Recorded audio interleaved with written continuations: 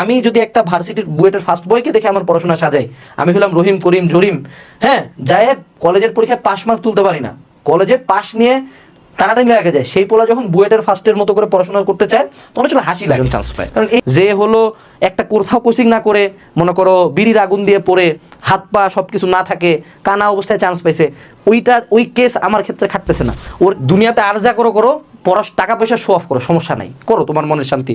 পড়াশোনা নিয়ে show off করার দরকার নাই, পড়াশোনা অ্যাচিভমেন্ট শো অফ কর, কিন্তু এই যে লোক দেখানো পড়াশোনা যে আমি পড়তেছি এটা জাস্ট ফর মানুষকে দেখানোর জন্য যে আমি অনেক পড়তেছি, এই পাপ করিও না। কারণ এই পোলাপান মনে করো শুরুর দিকে বুয়েট ফার্স্টকে আইডলাইজ করবে, পরবর্তীতে গুচ্ছতে 4 নাম্বার ওয়েটিং থেকে যদি ডাক আসে তাও ওর ভাগ্যটা ভালো, পরবর্তীতে ইয়ানাফসি করে চাবে যে আল্লাহ আমাকে একটা পাবলিকে সিট দেন। তো এটা তোমরাই কিন্তু যারা ভিডিও দেখতেছো না, নিজেকে খুব বড় মানে হিম্যান মনে হচ্ছে এখন ফার্স্ট ইয়ার সেকেন্ড ইয়ারে, ওপেন চ্যালেঞ্জ, ইনশাআল্লাহ ওপেন চ্যালেঞ্জ। তুমি এই যে 6-7 মাস যাক, অ্যাডমিশন সিজন আসুক, তুমি রিয়েলাইজ করবা যে তোমার সিচুয়েশনটা কতটা বাজে, এটা তুমি অ্যাডমিশন সিজনে গেলে বুঝবা। যখন 1-2টা ভর্তি পরীক্ষা দিয়ে চান্স হবে না, তখন রিয়ালিটিটা কিক করে যে না, আমি যেরকম ভাবছিলাম জিনিসটা আসলে ওরকম না, আমি অত বড় কেউ না, there are bigger fishes in the pond. Okay, আচ্ছা, সো এই জায়গাটাতে রং আইডলাইজ করে তারা, এই রং আইডলাইজ করবা না। মনে রাখবা তুমি আমি নর্মাল পিপল, আমরা দুর্বল, মেজরিটি বাংলাদেশের মানুষজন নর্মাল দুর্বল, পরিশ্রমের উপরে বিগত বছরের কোশ্চেন অ্যানালাইসিস করে করে মানুষজন চান্স পায়। যে হলো একটা কোথাও কোচিং না করে, মনে করো বিড়ির আগুন দিয়ে পড়ে হাত পা সবকিছু না থাকে কানা অবস্থায় চান্স পাইছে, ওই কেস আমার ক্ষেত্রে খাটতেছে না। ওর কেস থেকে আমি যদি ভাবি তাহলে আমাকেও কানা হইতে হবে, তাহলে কিন্তু রং। ওখান থেকে আমি শিখবো পার্সিভারেন্স, যে এত কিছু অ্যাডভার্সিটি ক্রস করে সে চান্স পাইছে, ঠিক আছে। আমরা পার্সিভারেন্স না শিখে তার যে খারাপ দিকটা ওটা শিখি। আচ্ছা, এরপরে আসলো সেটা হলো স্ক্যাটার্ড ফোকাস। এরা কেন চান্স পায় না? আর একটা বড় রিজন হলো স্ক্যাটার্ড ফোকাস। কেন? কারণ এই সকল মানুষজন জাস্ট শো অফ করার জন্য, মনে করো ধরো জিনিসটা কেমন, এই যে শো অফ করার জন্য রোলেক্সের ঘড়ি, গুচ্চির বেল্ট, তারপর হাতে হলো শার্টের ভালো কোম্পানির নাম কি, ধরো যারা, রল্ফ লরেন, তারপর হলো ডিওর, সভাস, হেগু, মাইরা, সব জায়গায় টপ জিনিসপাতি আমার লাগবে। কেন কি?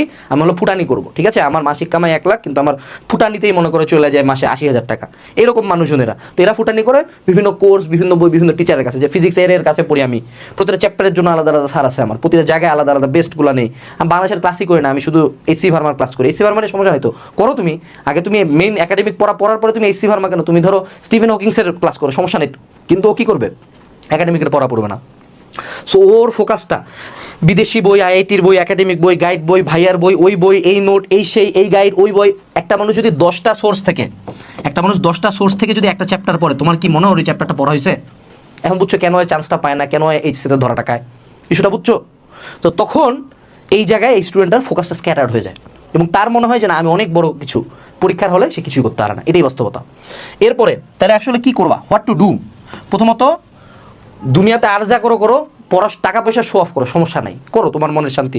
পড়াশোনা নিয়ে শো অফ করার দরকার নাই, পড়াশোনা অ্যাচিভমেন্ট শো অফ কর, কিন্তু এই যে লোক দেখানো পড়াশোনা যে আমি পড়তেছি এটা জাস্ট ফর মানুষকে দেখানোর জন্য যে আমি অনেক পড়তেছি, এই পাপ করিও না। মানুষ বরঞ্চ এটাতে তুমি তোমার এমন একটা ভয়ানক একটা ট্র্যাপে পড়তেছো যে এবার যদি তুমি চান্সটা না পাও, জনতা কিন্তু আর সবাইকে ছাড়ে দিলেও তোমার ছাড়বে না। কেন? কারণ তুমি তো অনেক ভালো স্টুডেন্ট দেখাইছো, তুমি তো চান্স পাইলে না। সো লোক দেখানো কাজ করবো না। যেমন অনেকে হলো যে আগে মেইন জিনিসটা পড়ো। উদাহরণস্বরূপ আমি বলতে চাই, যেমন ধরো যে কোনো একজন, মনে করো এলাকার গণ্যমান্য নেতা খেতা মানুষ, বা ধরো বিখ্যাত ক্যাডার মানুষজন, হ্যাঁ, সারা বছর চুরি, ছিনতাই, খুন, টেন্ডারবাজি, চাঁদাবাজি, সুদ, ঘুষ, বিভিন্ন কিছু করে, অনেক অবৈধ টাকা, ড্রাগসের ব্যবসা করে, মাদক ব্যবসা করে অনেক টাকা জমাইছে, ঠিক আছে, পুরো জীবনে একটা মানুষের হেল্প করে নাই, 1 টাকা নামাজ পড়ে নাই, আল্লাহর নাম একবারও নেয় নাই, কিন্তু মেলা টাকা জমাইছে, বুঝছো?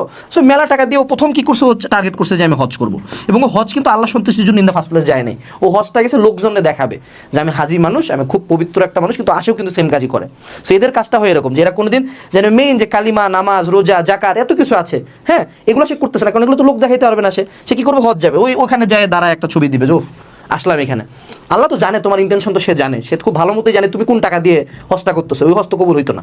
তো তোমাদেরও এরকম যে এই যে আগে মেইন বই পড়ো, আগে একাডেমিক বই পড়ো, আগে 3টা রাইটারের ম্যাথ করো, আগে কেতাব স্যারের ম্যাথ শেষ করো, আগে বুয়েটেরই কোশ্চেন সলভ করো, আগে ঢাবিরই কোশ্চেন সলভ করো, এগুলোই তো সলভ করতে পারো না। দ্বিতীয় যেটা, সেটা হলো সোর্স ফিক্স করো। মানে কি, যত জায়গায় পড়বা প্রতিটা জায়গায় তোমার অ্যাটেনশন বিক্রি হচ্ছে, প্রতিটা জায়গায় তোমার এনার্জি বিক্রি হচ্ছে, প্রতিটা জায়গায় তোমার মোটিভেশন বিক্রি হচ্ছে, কমতেছে। তোমার দিনের শুরুতে একটা এনার্জি লেভেল থাকে, এটা কিন্তু প্রত্যেকটা কাজ তুমি মিলাই দেখবা, তুমি দিনে যত বেশি কাজ করবা তত তোমার একটা করে চার্জ কমবে, ফোনের মতো।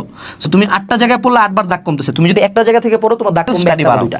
দেখো তুমি একটা চ্যাপ্টারের উপর যদি 10টা ক্লাস করো, এবং তুমি যদি 10টা ক্লাস না করে একটা ছোট ক্লাস করে নিজে 3 ঘন্টা পড়ো, দ্বিতীয় অপশনটা 1000 টাইমস বেটার। 10টা ক্লাস করে কোনো কিছু ক্লিয়ারই হবে না যদি না নিজে পড়ি।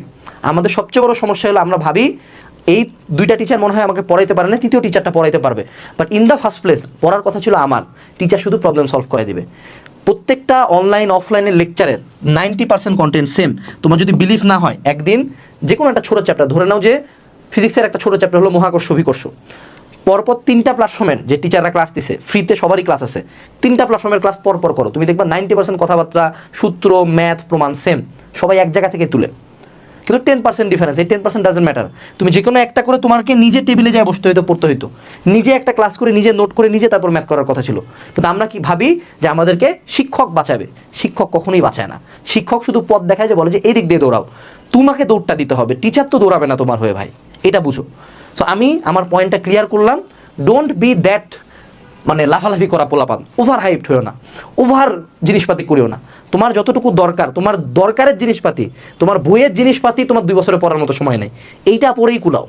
অযথা জাস্ট বিকজ পাবলিকের সামনে অ্যাটেনশন সিকিং করার জন্য নিজের লাইফটা, নিজের এইচএসসি রেজাল্ট, নিজের অ্যাডমিশন রেজাল্ট স্যাক্রিফাইস করো না।